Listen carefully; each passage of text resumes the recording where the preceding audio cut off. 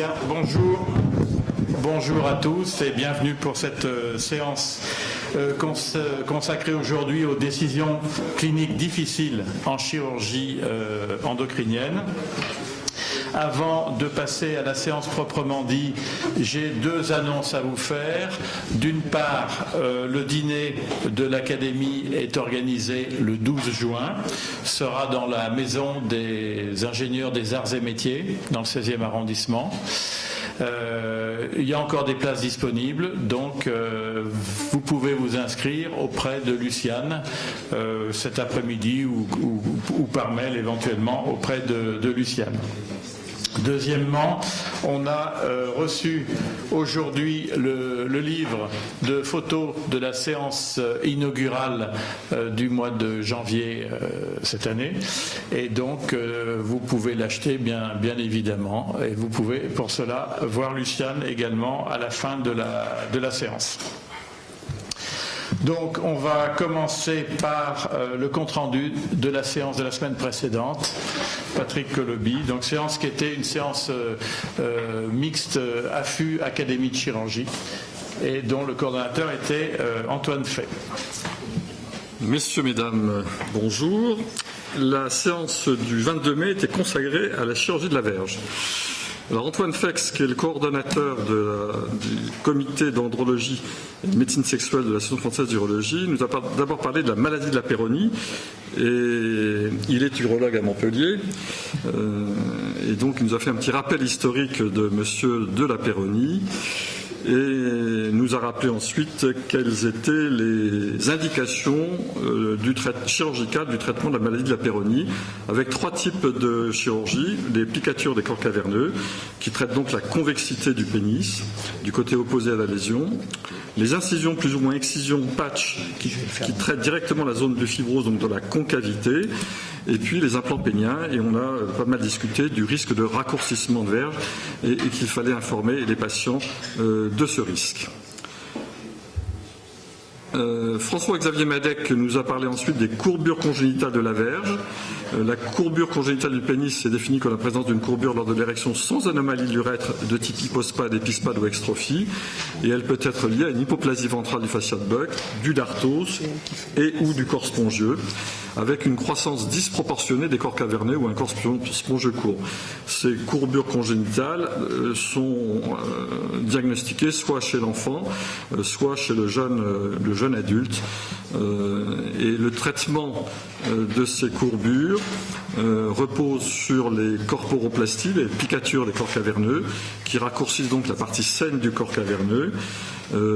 Et en cas de courbure sévère, lorsqu'il y a une hypoplasie du corps spongieux, une verge courte, on traite la concavité avec une grande dissection et parfois une section urétrale avec une urétroplastie. Antoine Fex nous a parlé ensuite des implants péniens et de leur indication actuelle. Et ces implants péniens sont, les indications, c'est le traitement chirurgical de référence lorsque les autres prises en charge ont échoué, que ce soit les prises en charge pharmacologiques et ou mécaniques. On utilise maintenant à la place des implants semi-rigides des prothèses gonflables qui sont devenues fiables. Il nous a présenté la technique chirurgicale et il nous a rappelé qu'actuellement il y avait un taux de satisfaction de plus de 80% avec un risque infectieux qui était faible et des pannes mécaniques qui étaient faibles avec un suivi maintenant de plus de 10 ans. Barbara Hersan nous a demandé si on avait eu des problèmes avec les implants péniens comme les implants mammaires, et à notre connaissance jusqu'à maintenant il n'y en a pas eu.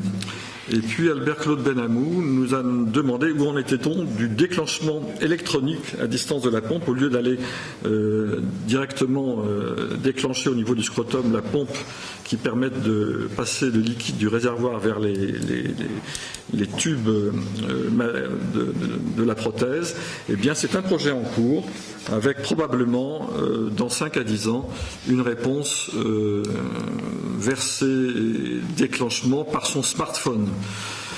Et Philippe Marr a souligné la qualité pédagogique des animations vidéo qui sont faites par l'AFU et qui sont proposées aux patients pour montrer la mise en place des implants ou le traitement des courbures de verge, qu'elles soient congénitales ou liées à une maladie de la Peyronie.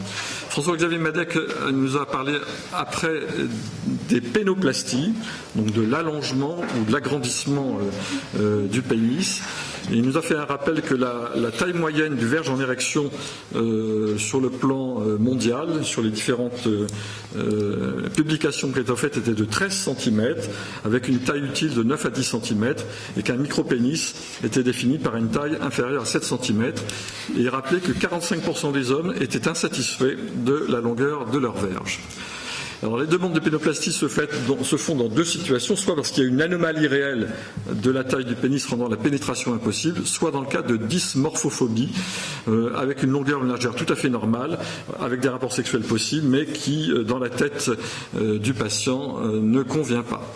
Les techniques chirurgicales peuvent être regroupées en deux catégories, celles améliorant la taille ou donnant une perception d'allongement de la verge, et c'est le plus souvent à l'état flaccide, avec la section du ligament suspenseur de la verge, avec des plastiques cutanées VY ou Z au niveau suspubien lorsqu'il y a un embonpoint, une liposuction, une lipectomie suspubienne.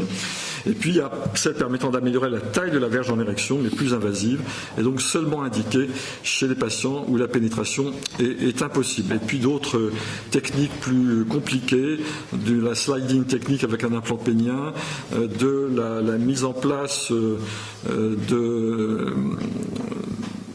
une phalloplastie avec des techniques assez compliquées, et il nous a parlé également de greffe de pénis qui était réalisée dans des circonstances très particulières. Et Barbara Hersan, qui est une chirurgienne plasticienne, a souligné la nécessité de la collaboration entre le chirurgien plastique et l'urologue.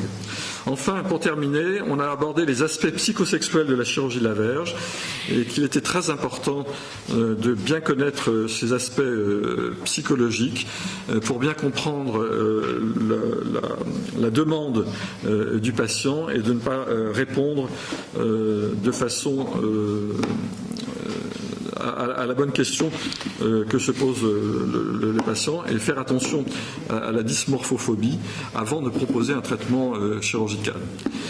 Albert Claude Benamou a demandé s'il y avait une influence socioculturelle, et la réponse a été de dire que dans une étude anthropologique, il avait été demandé aux femmes quelle était la longueur du pénis idéal, et bien finalement, quel que soit le pays, la réponse était que la taille moyenne, et c'était la taille moyenne plus une déviation standard. Alors Xavier Martin a souligné que lors d'une visite d'une fabrication d'implant pénien au USA, il y avait une catégorie d'implants péniens plus courts qui était la section Asie, et que probablement la longueur du pénis chez les Asiatiques était un peu plus courte. Et ensuite, on est parti sur une discussion entre la congruence entre le vagin et le pénis, sur l'orgasme féminin, sur différents rôles, notamment le rôle potentiel du col de l'utérus. Enfin, pour terminer, il a été demandé s'il y avait eu des demandes de réduction de taille de verge. Eh bien, Antoine Fex a répondu qu'il avait déjà eu 3 demandes. Je vous remercie. Bien, merci beaucoup, Patrick. Est-ce qu'il y a des questions particulières qui pourraient nous empêcher de donner notre agrément sur ce compte-rendu, qui est très, très bien fait, très précis. Donc, merci.